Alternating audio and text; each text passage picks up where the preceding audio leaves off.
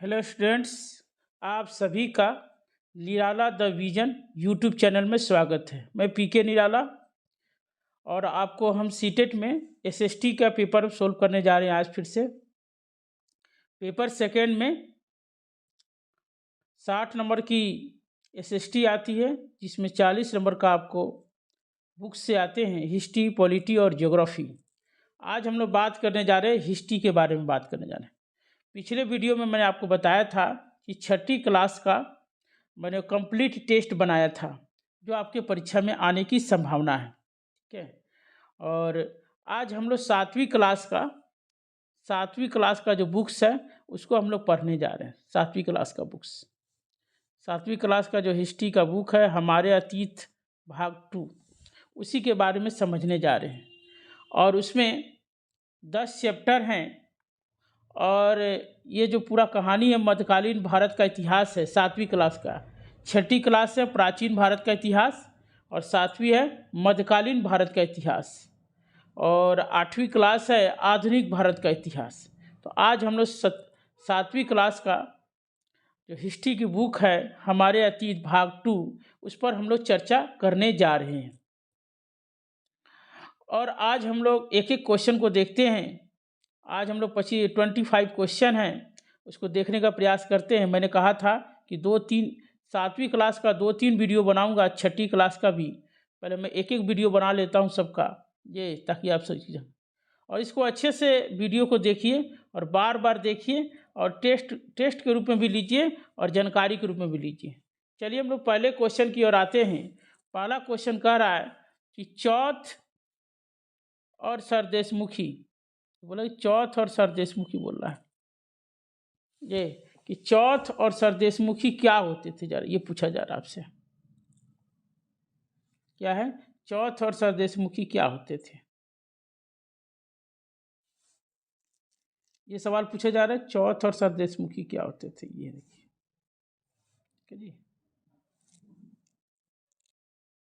चौथ और सरदेशमुखी क्या होते थे, जरा देखिए, सवाल ये पूछा जा रहा है आपसे।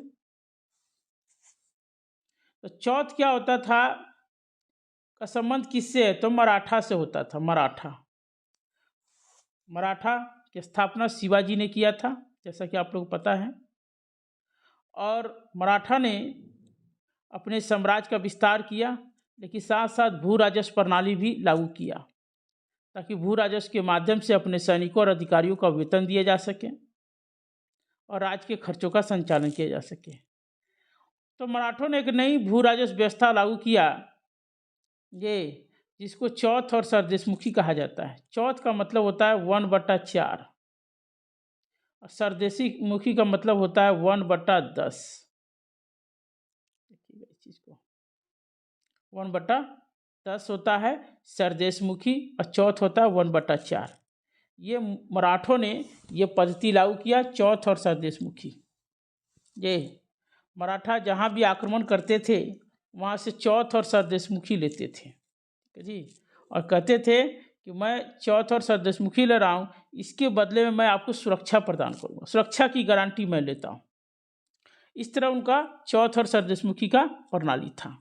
तो ये याद रखिएगा, ये बहुत इंपॉर्टेंट सवाल है आपके लिए और परीक्षा पॉइंट ऑफ व्यू से भी इम्पोर्टेंट है। ठीक है, चलिए अगले क्वेश्चन की ओर हम लोग बढ़ते हैं। अगला क्वेश्चन हम लोग का क्या है, जरा देखते हैं। ये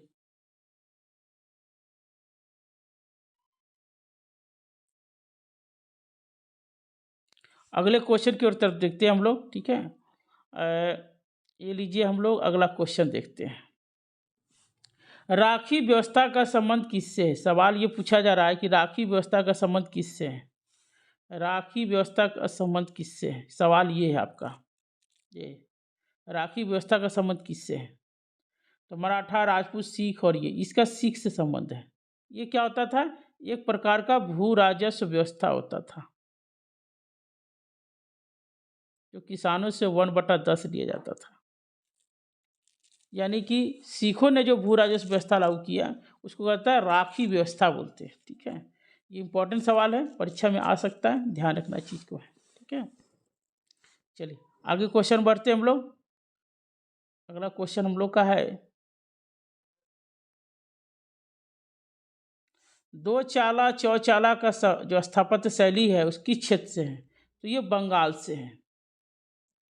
दो चाला चौचाला क्या स्थापत्य शैली होता था, ये दो चाला का मतलब दो छप्पर वाले, चौचाला का मतलब चार छप्पर वाले छत होता था ये। तो ये जो व्यवस्था थी वो बंगाल में व्यवस्था थी, ठीक है, याद रखिएगा। एनसीईआरटी की बुक में है, इसको पढ़ लीजिएगा अच्छे से। दो चाला चौचाला क्या होता था? दो चाला चौचाला एक स्थापत्य शैली होता था, ये जो दो चाला का मतलब दो छत वाले, चौचाला का मतलब चार छत वाले, ये होता था। ये बंगाल में ये व्यवस्था थी है, ठीक है। चलिए अगला क्वेश्चन हम लोग बढ़ते हैं। चित्रकला की बसोहल शैली का विकास किस क्षेत्र में हुआ था? तो ये हिमाचल प्रदेश में हुआ था। जब मुगल साम्राज्य का पतन हो रहा था और पतन होने के बाद वो कलाकार थे वो क्या छोटे छोटे राज्यों की ओर उन्मुख हुए, पलायन हुए। तो ये लोग हिमाचल प्रदेश में गए, तो वहाँ पर उन्होंने लघु चित्रकला का विकास किया। लघु चित्रकला है, छोटे छोटे चित्र बनाने लगे ये लोग, और लघु चित्रकला का विकास हुआ।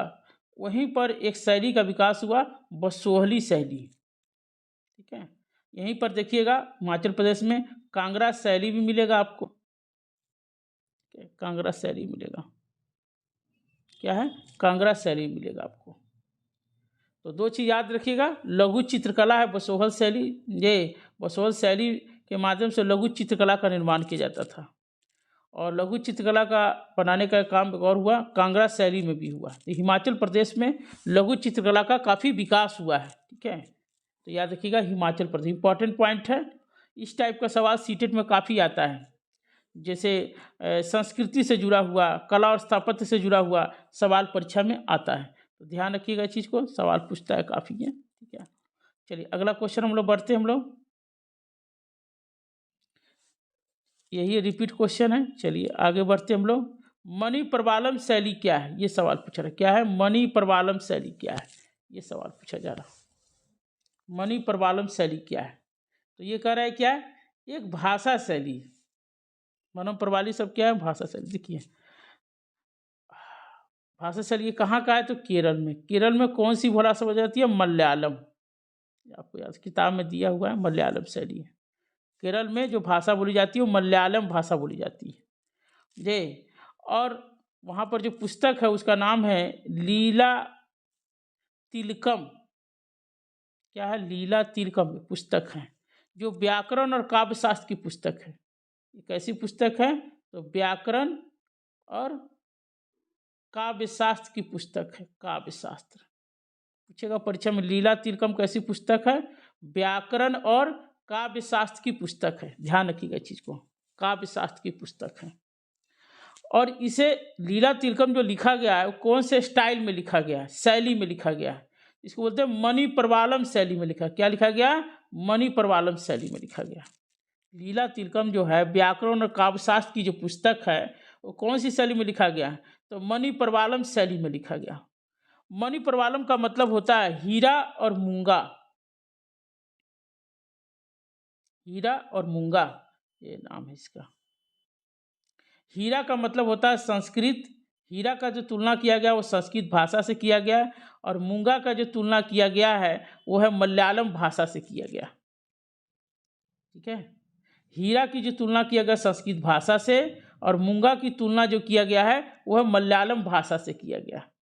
तो कई तरह की जानकारी मिल गई आपको। केरल में मलयालम भाषा बोली जाती है, और केरल में एक पुस्तक लिखा गया लीला तिलकम, जो व्याकरण और काव्यशास्त्र की पुस्तक है। ओके, सबको क्लियर है? और ये कौन सी शैली में लिखा गया? तो मणि प्रवालम शैली में लिखा गया। मणि प्रवालम शैली में, ध्यान रखिएगा। और ये क्या है? हीरा और मूंगा। मणि प्रवालम का मतलब हीरा, और हीरा का तुलना संस्कृत से, और मूंगा को माना गया है मलयालम से, ठीक है। इंपॉर्टेंट क्वेश्चन है, ध्यान रखिएगा चीज को। चलिए अगला क्वेश्चन में आते हैं हम लोग। गुरु अर्जुन देव को मृत्युदंड दिया गया है, किस मुगल बादशाह ने दिया था? तो ये जहांगीर ने दिया था।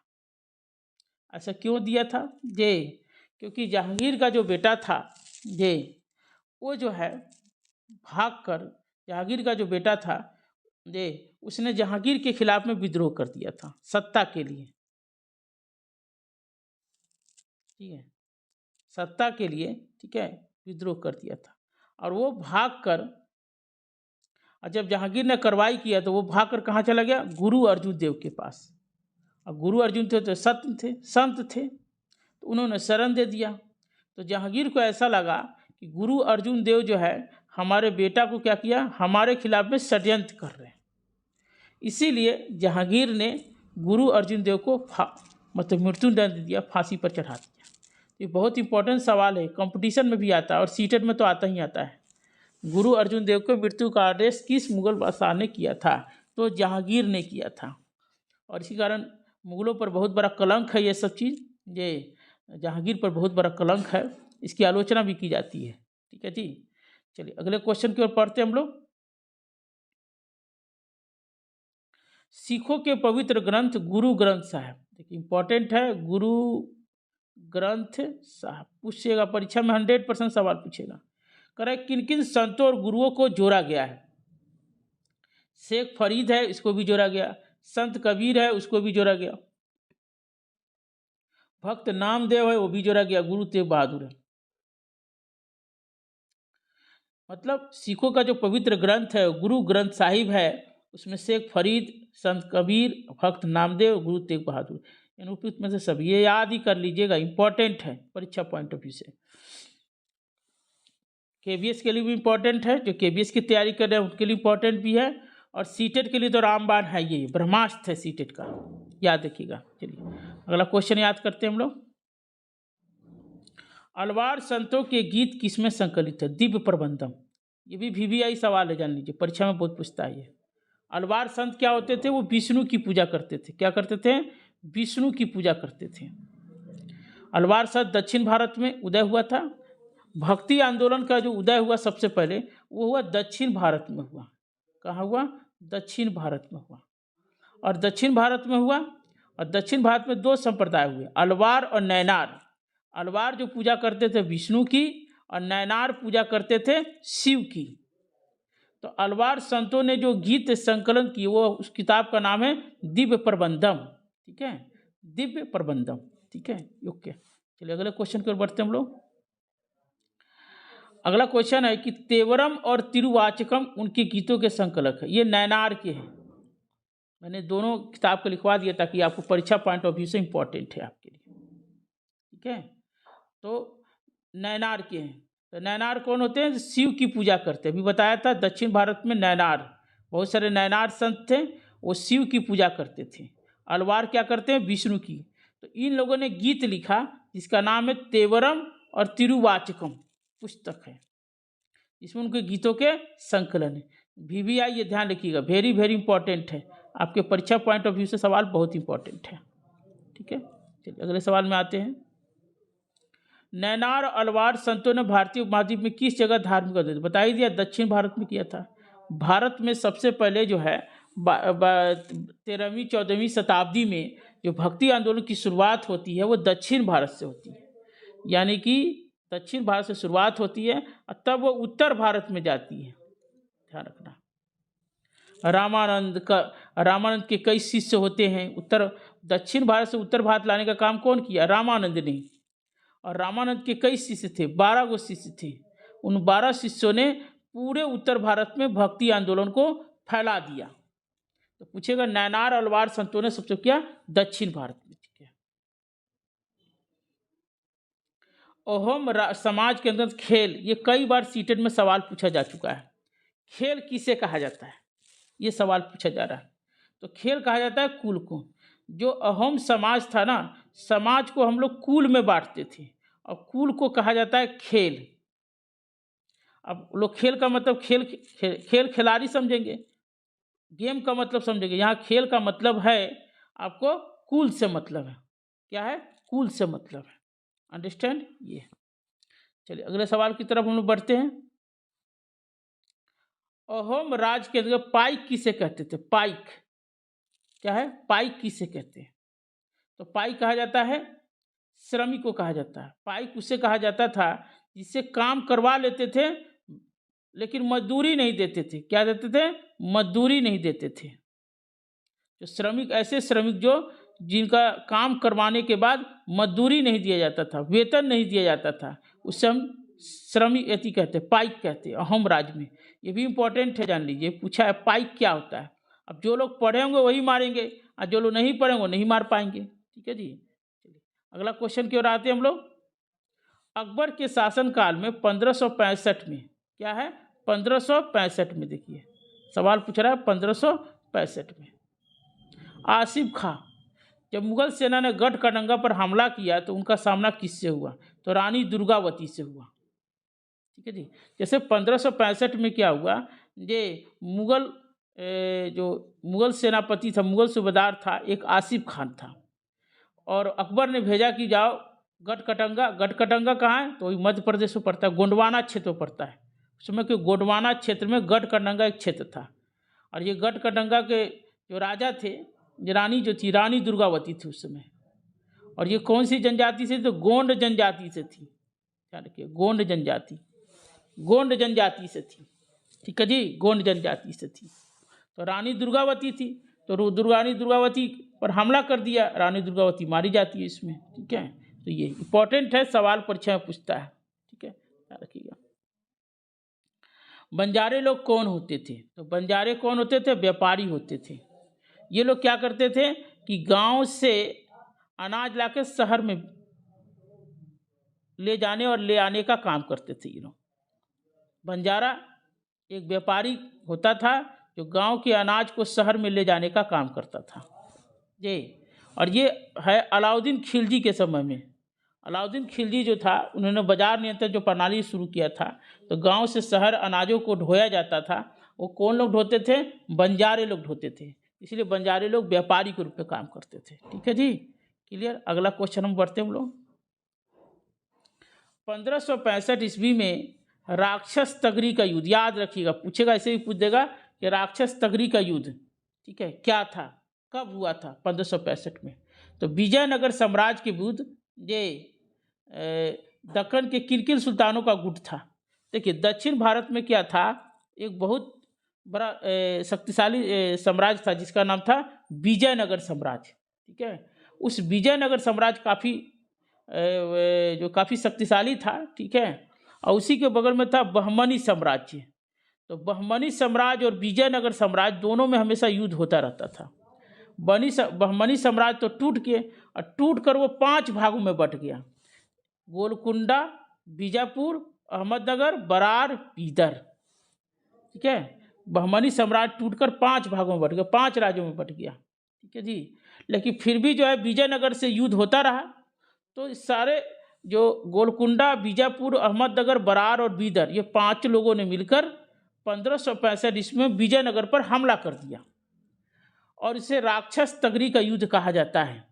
और विजयनगर को पूरी तरह से हराया और आग लगा दिया इसको। ठीक है, और ये पूरा साम्राज्य का नाश हो गया। तो ये सवाल पूछता है परीक्षा में, कौन कौन थे? गोलकुंडा, बीजापुर, अहमदनगर, बरार और बीदर। अब देखिएगा दक्षिण भारत में यही सब करेगा। विजयनगर का खत्म होने के बाद दक्षिण भारत पर इन्हीं का प्रभुत्व हो जाएगा। ठीक है, ये चलिए अगला क्वेश्चन हम देखते हैं। अगला क्वेश्चन है कि मणिग्रामम नानादेशी किससे संबंधित है? मणिग्राम, दक्षिण भारत में ये लोग क्या थे? दक्षिण भारत के व्यापारिक संघ थे ये। जैसे उत्तर भारत में कहा जाता है गिल्ड, तो दक्षिण भारत में क्या कहते हैं? मणिग्रामम नानादेशी। बहुत इंपॉर्टेंट है, आपके परीक्षा पॉइंट ऑफ व्यू से बहुत इंपॉर्टेंट है, ध्यान रखिएगा। दक्षिण भारत के व्यापारी संघ को मणिग्रामम नानादेशी कहते थे। ठीक है, इंपॉर्टेंट है। चलिए अगला क्वेश्चन में आते हैं हम लोग। ये भी इंपॉर्टेंट है आपके लिए, सवाल पूछा जा रहा है कि अजमेर के संदर्भ में कौन सा कथन सत्य है? 12वीं सदी में चौहान राजाओं की राजधानी थी, सही है। ये चौहान राजा की जो राजधानी थी पहले, वो अजमेर में ही थी। मुगलों के शासन में सूबा मुख्यालय बन गया, सूबा माने प्रांत, सही है। जब मुगल साम्राज्य ने प्रशासन स्थापित किया तो अजमेर एक सूबा बन गया था। सूफी संत ख्वाजा मुइनुद्दीन चिश्ती 12वीं सदी में यहीं पर आकर बसे थे। ठीक है, यही सभी सही है।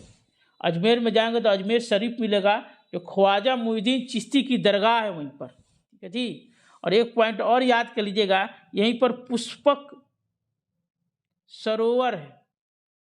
पुष्पक सरोवर यहीं पर है, नहीं दिया है, किताब में दिया हुआ है, वो भी पूछ सकता है। ठीक है, तो अजमेर में 4 बातें याद रखिएगा, और अजमेर में ही जो है, ठीक है, आपको जो है 4 बातें हैं जो याद रखना है, इसलिए इसका आंसर हो जाएगा 1 2 3, तीनों सही है। इसको याद ही कर लीजिएगा, परीक्षा पॉइंट ऑफ व्यू से बहुत इंपॉर्टेंट है। ठीक है, ध्यान रखिएगा चीज को। चलिए अगला क्वेश्चन हम लोग आते हैं। मुगल वास्तुकला में पितृदुरा क्या होता था? पितरादुरा क्या होता था? ये बहुत इंपॉर्टेंट है, कई बार परीक्षा में आ चुका है। तो संगमरमर या बलुआ पत्थर को अलंकृत करने की तकनीक थी, ये इंपॉर्टेंट है। ये पितरादुरा एक कीमती पत्थर होता था जो ताजमहल में भी लगाया गया है। ठीक है, और वहाँ पर देखिएगा रात के समय में पूरा प्रकाशमान कर देता था वो, और बहुत तरह तरह के रंगीन पत्थर होते थे, और तरह तरह के जो है पूरा होता था, मतलब लाइट निकलता था, ब्लू है, ग्रीन है, इस तरह का लाइट होता था पितरादुरा। ठीक है, इंपॉर्टेंट है सवाल परीक्षा में। चलिए अगला क्वेश्चन हम लोग पढ़ते हैं। मुगल स्थापत्य के संबंध में 4 बाग शैली के बारे में बताइए। 4 बाग शैली क्या है? 4 बाग शैली बहुत इंपॉर्टेंट है, परीक्षा पॉइंट ऑफ व्यू से बहुत इंपॉर्टेंट है, ध्यान रखिएगा। 4 बाग शैली क्या होता है? पहला पूछा गया कि 4 बाग बनाने की परंपरा हुमायूं के समय से शुरू हुई थी। गलत, हुमायूं के समय में नहीं, अकबर के समय में शुरू हुई थी, ध्यान रखिएगा। तो पहला तो गलत हो गया। अब देखिए पहला जब गलत हो जाएगा तो देखिए कहाँ कहाँ पहला है आपका। पहले में पहला है तो चलिए, अच्छा नहीं, सॉरी सोच रहा है कि असत्य क्या है, पूछ रहा है आपसे, असत्य पूछ रहा है, मतलब गलत पूछ रहा है। ठीक है, दूसरा पढ़ते हैं। 4 समान हिस्सों में बटे होने के कारण बागों की 4 बाग कहा जाता था। ये बात सही है, जैसे ये बनते थे ऐसे, और ये बीच में होता था वो क्या नाम होता आपका, ये मतलब मकबरा होता था, जैसे हुमायूं को मकबरा आप देखेंगे तो ऐसे ही है। ठीक है, और यहाँ और इसको इधर भी बाग, इधर भी बाग, इधर भी बाग, इधर भी। और जिन्होंने हुमायूं को मकबरा देखा होगा, क्या आप नेट से भी देख सकते हैं, और जिन्होंने खुद देखा होगा जाकर आंखों देखा, तो आप देख सकते हैं। तो ये मुगल स्थापत्य कला की विशेषता थी, 4 बाग। तीसरा दिया है कि ये तो सही हुआ, दूसरा तो सही हो गया आपका, कश्मीर में अवस्थित शालीमार बाग सीढ़ीदार 4 बाग का एक सुंदर उदाहरण है, ये भी सही है। तो यानी कि 2 और 3 तो सही है, देखिए, लेकिन गलत पूछ रहा है ना आपसे, तो ये तीसरा सही हो जाएगा। ठीक है, तीसरा सही है, आपसे गलत पूछ रहा है। क्यों गलत कौन है? तो पहला गलत है, क्योंकि हुमायूं के समय में शुरू नहीं हुआ था, वो किसके समय में शुरू हुआ था? अकबर के समय में शुरू हुआ था। ठीक है, ठीक, चलिए आगे बढ़ते हैं हम लोग। मध्यकाल में रहट क्या होता था? रहट जो होता था सिंचाई के लिए प्रयोग। एक्चुअली में क्या है कि 750 से लेकर 1750 का इतिहास पढ़ना है आपको 7वीं क्लास की किताब में। तो 750 से लेकर 1750 के काल में क्या क्या विकास हुआ? तो सिंचाई के क्षेत्र में रहट का विकास हुआ, कताई के क्षेत्र में चरखा का विकास हुआ। क्या विकास हुआ? चरखा का विकास हुआ। और युद्ध के क्षेत्र में अग्नशास्त्र का विकास हुआ, यानी बारूद वाले हथियार। क्या हुए? बारूद वाले हथियार का प्रयोग हुआ, युद्ध के क्षेत्र में बारूद वाले हथियार का प्रयोग हुआ। और इसी 1000 के काल में क्या हुआ? आलू, मक्का, मिर्च, ठीक है, और कॉफी, 4 चीजों का विकास हुआ। आलू, मक्का, मिर्च और कॉफी, याद रखिएगा। आलू, मक्का, मिर्च, चाय, कॉफी, याद कर लीजिए सब लोग। आलू लिख लिया सब लोगों ने, मक्का, मिर्च, चाय, कॉफी। ये भी परीक्षा में काफी आता है, मैंने काफी लिखवा दिया, इसको याद कर लीजिएगा, इंपॉर्टेंट लाइन है। ठीक है जी, तो चलिए अगला क्वेश्चन वो पढ़ते हैं। चोल काल में वेट्टी शब्द क्या होता था? वेटी का मतलब होता है जो जबरन श्रम से लिया जाता है, जैसे हमने काम करवा लिया लेकिन हमने पैसा नहीं, जिसे बेगार कहते हैं। इसी को पाइक कहा जाता था, देखें ये पाइक कहा जाता था। तो ये हो गया। ठीक है, चलिए अगला क्वेश्चन हम लोग आते हैं। एलोरा की गुफा 15 के भित्ति चित्र जिसे भगवान विष्णु को नरसिंह अवतार में दिखाया गया, पुरुष और स्त्री में, तो ये क्या था? ये राष्ट्रकूट काल में हुआ है, याद कर लीजिएगा, ये भी इंपॉर्टेंट है। राष्ट्रकूट में, एलोरा कहाँ है? महाराष्ट्र में है, और राष्ट्रकूटों के समय में ये सब निर्माण हुआ था। ठीक है जी, चलिए अगला क्वेश्चन वो देखते हैं। अलाउद्दीन खिलजी ने अपने सैनिकों के लिए सीरी नामक शहर बसाया। कहाँ बसाया? तो दिल्ली में। सीरी क्या होता था ना, गारिसन क्या होता था? सैनिक छावनी होता था, याद रखिएगा।